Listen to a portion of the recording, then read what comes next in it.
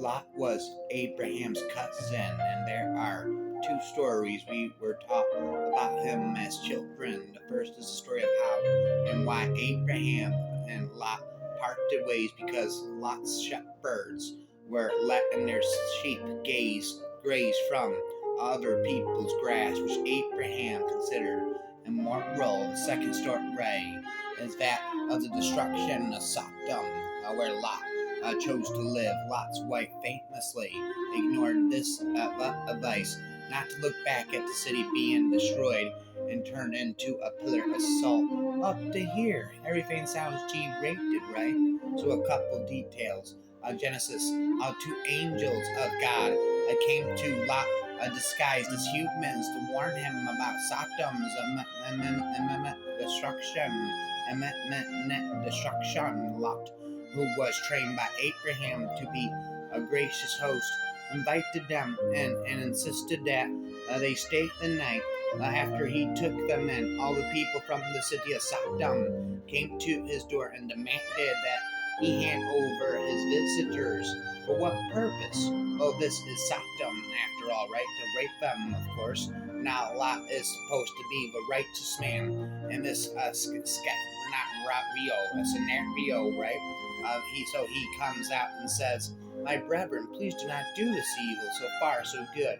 Behold, I have two daughters who have not known a man. I will bring them out to you, and do to them as you see fit. And only to these men do nothing, because they have come under the shadow of my roof." Hold up. Let me get this straight. Lot nobly protects his guests, perfect strangers who he has never met before, in his life by standing over his two virgin daughters to be gang raped instead, because these two guests come under the shadow of his roof, of the two young women who have lived under his roof for the duration of their lives, his own flesh and blood, handing them over to be raped. Is okay?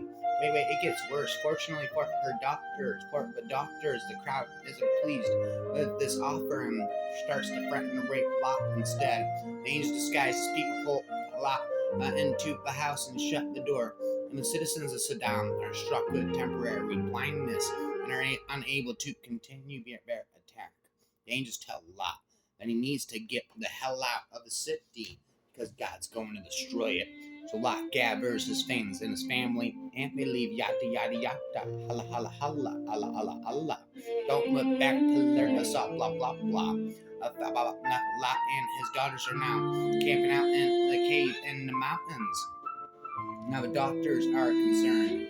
They have both been betrothed, but their fiancés had laughed off Lot's warning and invitation to flee the city with him before the destruction, and had subsequently died in the whole fire and brimstone thing.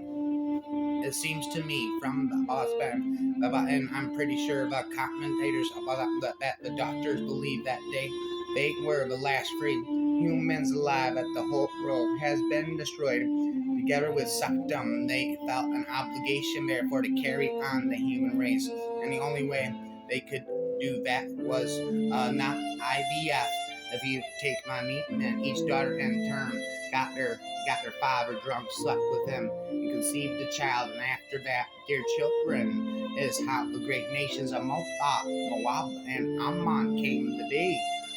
We hear plenty of Judah, don't we? The fourth son of Jacob, Leah, who inherited the role of leadership after his three older brothers, Reuben, Simeon, and Levi, all failed in one way or another. Ancestor of Davidic line, from whom the majority of Jews today are descended, and whose name has become were named the brave brother who offered to take Benjamin's place in jail when Joseph planted the royal goblet and Benjamin's sack. Yes, indeed, a very noble character in the Bible, except for that one time. Okay, this story is an integral part of Judah's rise to his role of leadership, unlike in Islam, Judaism's biblical heroes and prophets.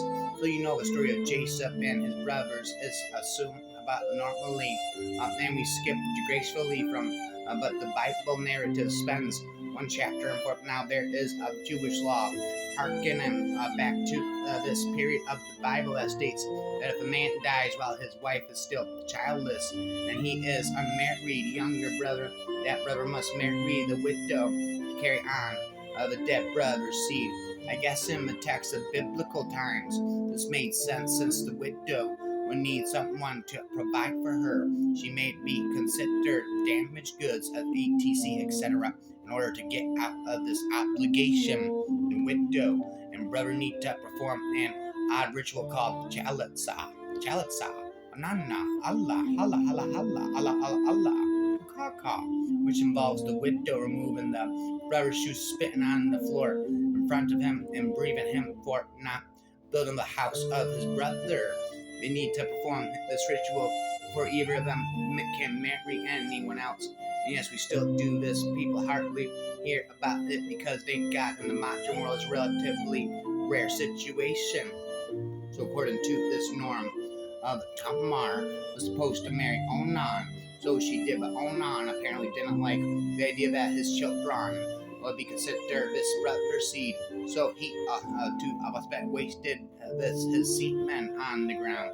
When he was with Tamar, God did not approve of his vindictive behavior and killed him too. Now at that point, Judah was understandably a little spooked by Tamar's record with his sons, and Shallah, his only remaining son, was still young. So Judah told Tamar to wait until Shallah was older before letting them marry. But a long time passed, Shallah came of age, and so Judah didn't let them marry. His own wife died, and he went off somewhere to hang out with a friend. And Tamar, angry with Judah for not granting her right to a husband, hatched a plan. She disguised herself and went over to the place where Judah was. Judah didn't recognize her before her face was covered and thought she was a prostitute. So he approached her and told her to prepare herself for him. Tamar asked him what her compensation would be. He promised her a kid from his herd, a baby goat. That is obviously the entire problem. Here it was that he didn't provide her with the means to have a human kid, not trusting his word. For obvious reasons, she asked for the deposit, a signet, his cloak, and his staff. He agreed to these conditions and slept with her.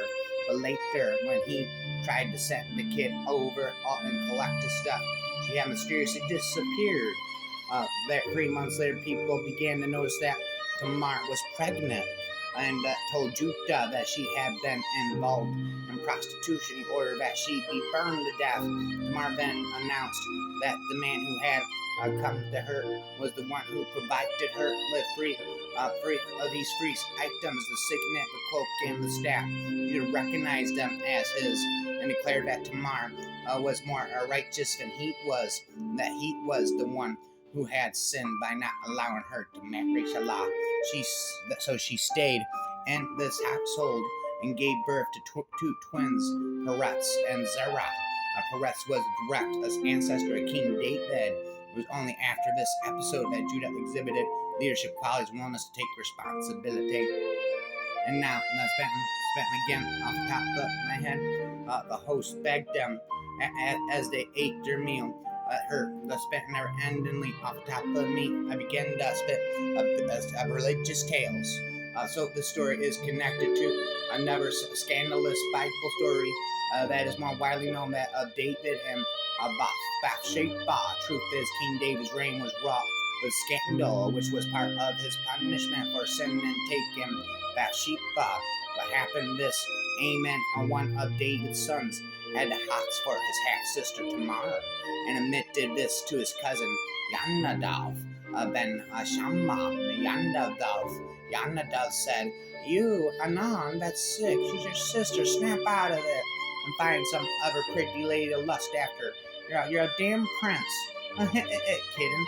Now what he really said was, lie down on your bed and pretend to be sick. And when your father comes to see you, say to him, let my sister Tamar come now, and let her give me bread to eat, and prepare the food before my eyes, that I may see and eat from her bread. So that's what Amon did. And as Tamar fed him, he grabbed her and asked her to sleep with him. She refused and begged him not to, but he overpowered her and forced himself on her. Again, about when he was finished, he felt suddenly repulsed by her and kicked her out. Tamar's brother Absalom ended up killing Ammon in revenge, and then led a rebellion against David, which involved sleeping with a bunch of David's concubines. But let's not go there, shall we? Spin religious tales about Babel.